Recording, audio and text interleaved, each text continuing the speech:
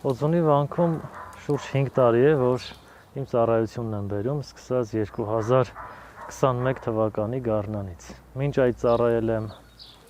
Վանաձորում մի քանի ամիս, իսկ դրանից առաջ Մայրաթոր Սուրբ Էջմիածնում, իմ մասնավորի Գևորգյան հոգևոր ճեմարանում, որպես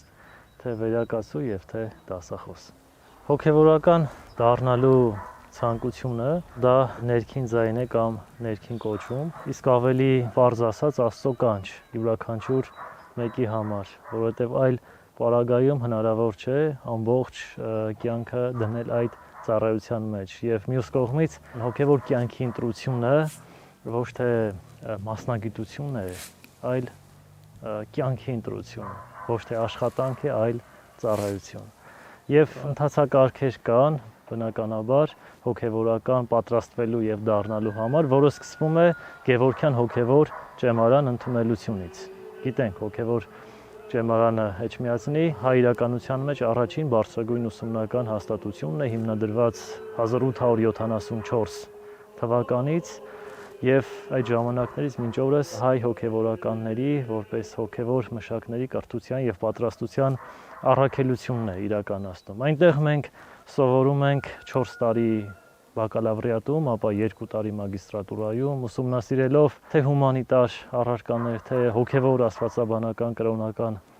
առարկաներ, ստանալով հայագիտության եւ աստվածաբանության մագիստրոսի տիտղոս, որից հետո որոշ ժամանակ սարգսակական աստիճան ստանալով, նաև ուսումնառության ընթացքում դեռևս շարունակում ենք ծառայությունը բերել Մայրաթորի որևէ բաժնում եւ այնուհետեւ ամուսնանալուց հետո, որը պարտադիր պայման է քահանա դառնալու համար, վեհափառ հայրապետի տնօրինությամբ ծառայության են կոչվում թե Հայաստանի եւ թե արտասահմանի Սփյուռքի որևէ թեմում։ Առհասարակ հոգևորականի անձը պիտի լույսի պես լինի, օրինակի պես լինի նաև մյուսների համար եւ հատուկ կանոններ են գործել եւ նաեւ հիմա էլ գործում, որ հոգևորականը չի կարող լինել խեղանդամ կամ մտավոր հետամնաց կամ այսինքն արատ չպիտի ունենա ինքը ու նաեւ համայնքում էլ ինքը պիտի լինի օրինակելի իր ընտանիքով, իր զավակներով, իր նիստուկացով, իր բարոյական նկարագրով։ Սա այսինքն մեր եկեղեցում կա հոգևոր ծառայության երկու տարբեր ուղղություն, մեկը ամուսնացյալ եւ մյուսը արդեն կուսակրոն ճյուղը, որը աստիճաններով մինչև կաթողիկոսական աստիճան կարող է բարձրանալ, իսկ ամուսնացյալ ճյուղը մինչև քահանա եւ ավագ քահանա աստիճանների մեջ։ Ճեմարանը արդեն ավարտելուց հետո սարկավագական աստիճանը այն վերջին փուլն է, որից հետո արդեն հետագայի համար անձը պիտի որոշում կայացնի, թե ինքը որ ձևով է,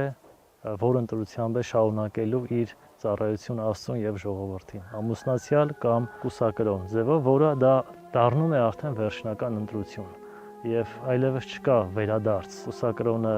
փոշմանելու դեպքում վերադառնալու ամուսնացյալ ծառայության կամ հակառակը։ Նախընտրությունը արդեն Գևորգյան ճեմարան ընդունելու եւ ընթացքում սովորելը բացում է քեզ այն աշխարհը, որով որ դու պիտի անցնես, որով դու պիտի հղվես եւ ձևավորվես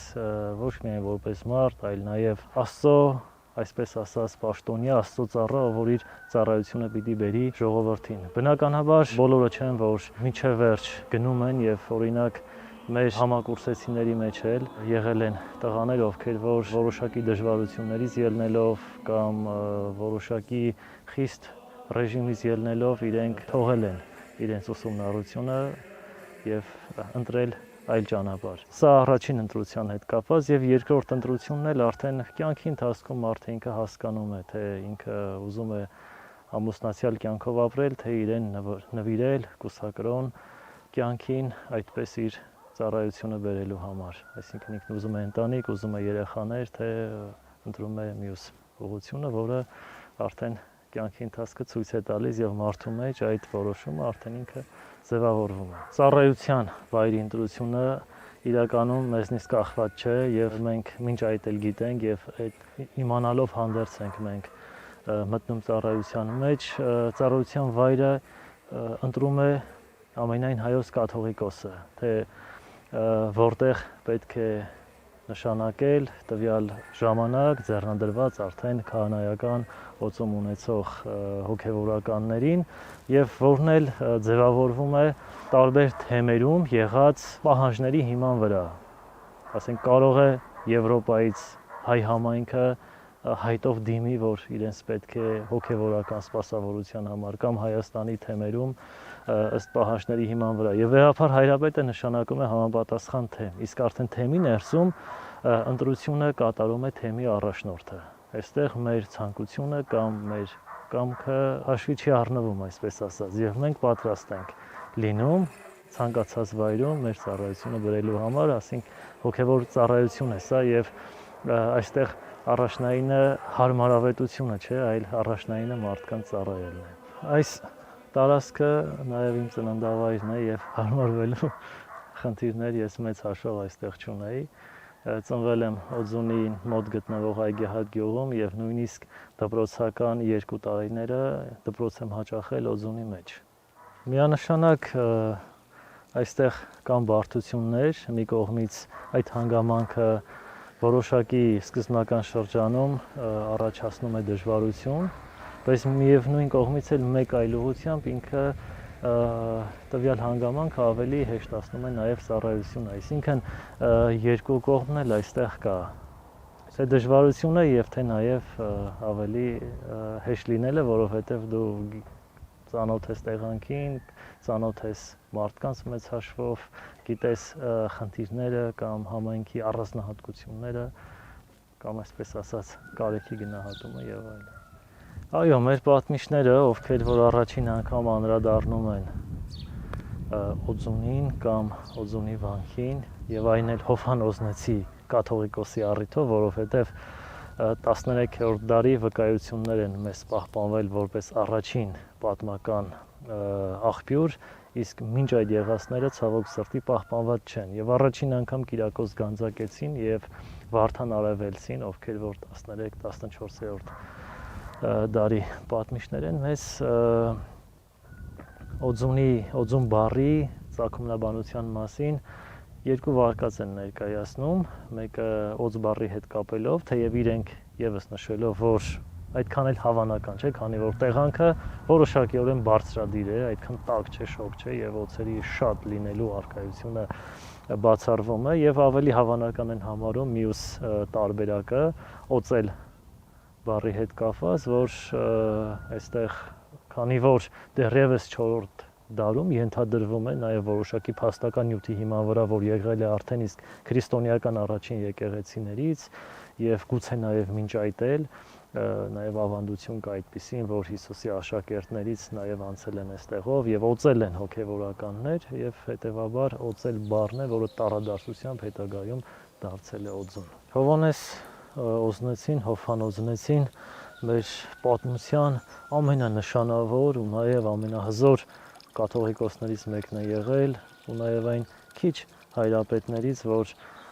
նաև սրբադասված են իրենց կյանքով եւ այսօր համարվում են մեր սրբերից, հայ ազգի սրբերից։ Ծնվել է 7-րդ դարի հավանաբար կեսերին, ստույգ թվականը հայտնի չէ, կաթողիկոս է եղել 717-728 թվականներին։ Այս կարճ ժամանակահատվածում Հովհաննոզնեցին մեծ ներդրում է ունեցել թե մեր եկեղեցու, թե մեր ժողովրդի պատմության մեջ, եթե ամենանշանավոր դեպքը մենք հիշենք, որ պատմիչներն են մեզ ավանդում, իր հայտնի հանդիպումը Դամասկոսի Օմար Ամիրապետի հետ, որտեղ Օզնեցին ներկայանում է շքեղ հանդերձանքով, նույնիսկ ոսկե փայլ մորուքով եւ Ամիրապետը զարմանում է, ասելով, որ չէ, որ Հիսուսի աշակերտները եւ Հիսուսը մարդկանց մեջ շրջել են ավելի համեստ կերպարանքով եւ ինչու է այս հակադրությունը եւ Օզնեցին ասում է հումորային ձևով. իմ պատկառանքը ազդեցությունը թողնում եմ այս տեսքի մեջ, քանի որ չունեմ այն շնորհները, որ Հիսուսի աշակերտներն ունեին հրաշագործությունների եւ այլն։ Հանդիպումը պալատի մեջ էր, ասում է, եթե ներկաները մի պահ դուրս գան, ես կարող եմ իմ զգեստի տակից ցույց տալ իմ իրական կենսակերպը, իմ իրական ապրելակերպը եւ այծի մորթուց կարված այդ կոշտ զգեստն է ցույց տալիս, որ սովորաբար կրում են ճգնավորները։ Եվ Ամիրապետը իրապես զարմանում է Օզնեցու ճգնավորի վիճակից եւ արդեն պատկառանքով է նայում իրեն եւ նաեւ որպես վերաբերմունք ցանկանում է նրան շատ նվերներ տալ, ինչ որ ինքը կցանկանա, բայց Օզնեցին ոչ ոսկի ուզում, ոչ արծաթե ուզում։ Հետո բանակցում են եւ մի քանի հարց է առաջ քաշում Հայաստանի համար, այստեղ քրիստոնյաների ազատ դավանության հարցներ, որ նաև իսլամի պարտադրումներ չլինեն, եկեղեցիների հարգերի թեթևացման հարցներ եւ նաև մի շատ կարեւոր բան, որ ձեռք է բերվել այդ հանդիպման ժամանակ, դա մեր գերիների ազատ արձակման եւ վերադարձի հարցներ, որ մենք դեռևս 703 եւ 705 թվականներից Նախիջևանի եւ Խրամի դեպքերից հետո, որտեղ որ չէ, որ իշխանական ընտանիքներին, եկեղեցիների մեջ փակեցին ու այրեցին եւ ոմանց էլ գերի տարան, այնտեղ այդ իշխանական էլիտայի վերադարձներ, նաև հայ բնակչության ու նաև զորքի, որ գերության մեջ են գտնվում, իրենց վերադարձներ, որը կարևոր արձանագրում էր հայ ժողովրդի համար։ Բացի այդ, երկու կարևոր ժողովների կազմակերպում 719 թվականի Դվինի, 726 թվականի Մանասկերտի ժողովները, որ հայ իրականության մեջ կարևոր դերակատարություն են ունեցել իրենց որոշումներով, ընդունված օրենքներով։ Իհարկե Օզնեցին նշանավորվում է նաև կանոնագիր Քայոսի խմբագրման եւ կազմման հարցում, որը իրավաբանական մտքի պատմության մեջ առաջին ինկորպորացիան էր հայ իրականության մեջ։ Նաև գրավոր մեջ ժառանգություն է թողելու պատահական չէ, որ Օզնեցուն տվել են նաև իմաստասեր պատվանունը Հովհան, իմաստասեր Օզնեցի անունը եւ կյանքի վերջում էլ ինքն արդեն աթոռանիստ կամ մայրաքաղաք Դվինից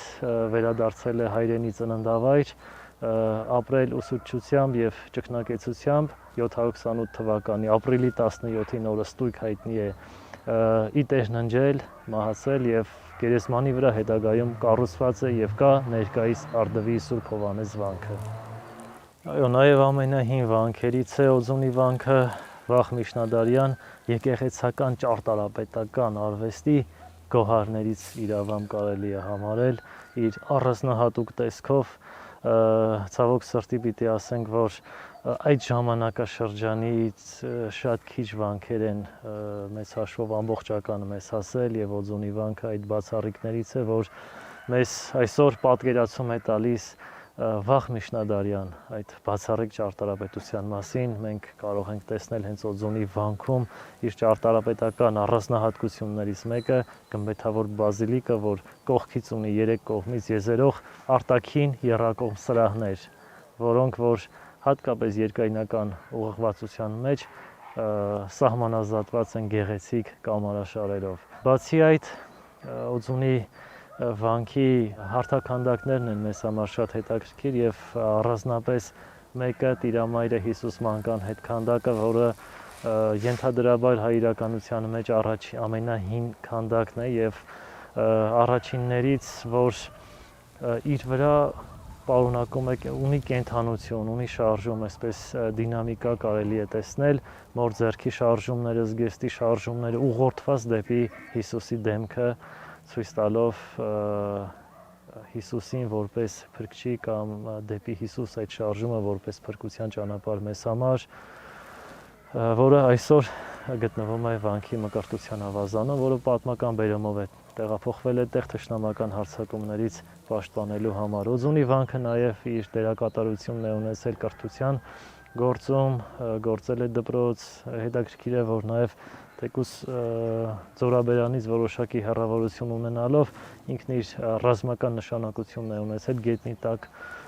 եղող գաղտնուղիով, որը իր պատերազմական շրջանում թշնամական հարձակումների ժամանակ իր բացառիկ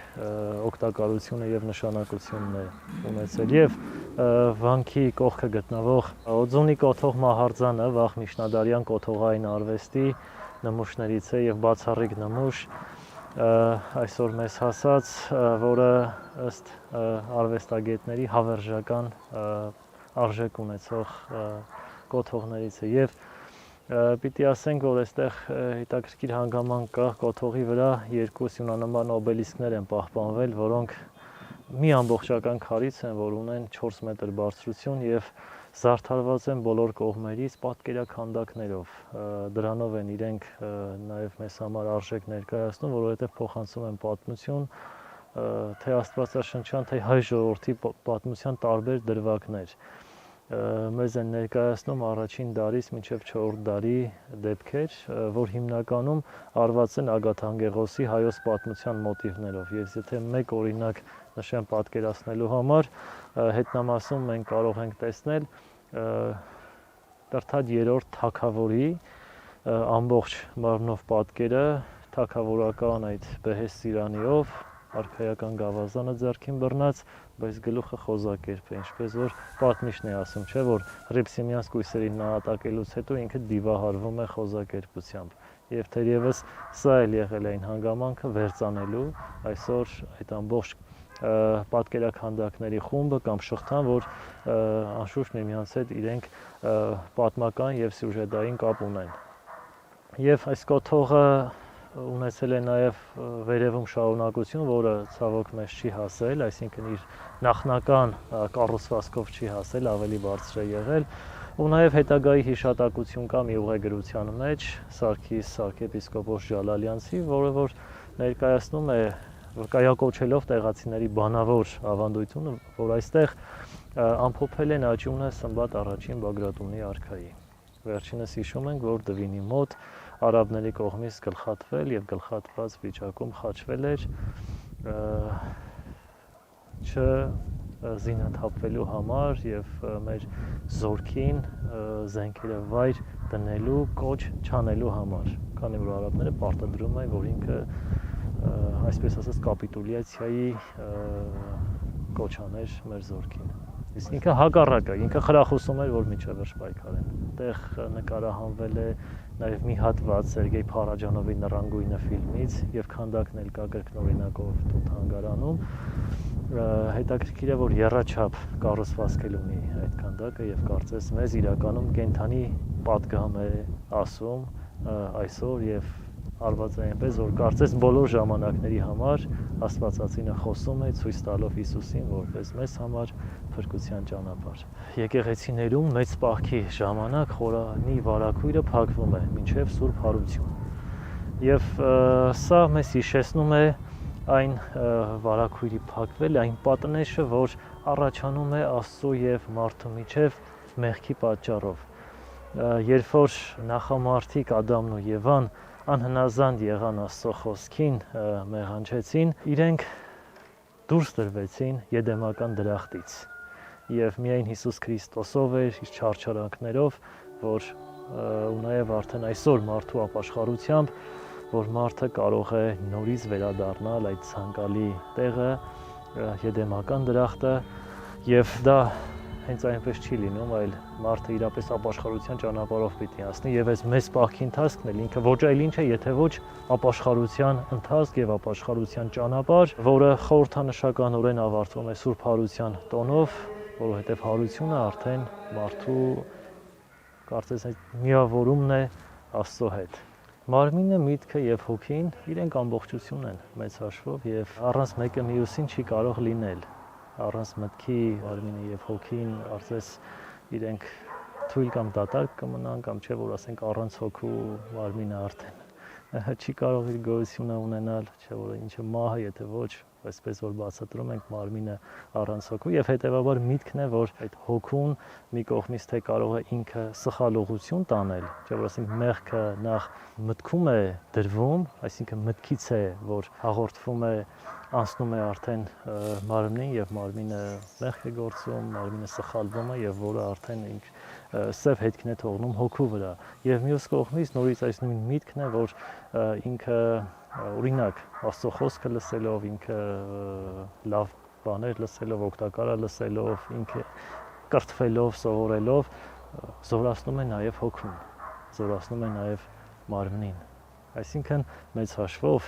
մարմինը, միտքը եւ հոգին իրենք ամբողջության մեջ են գտնվում։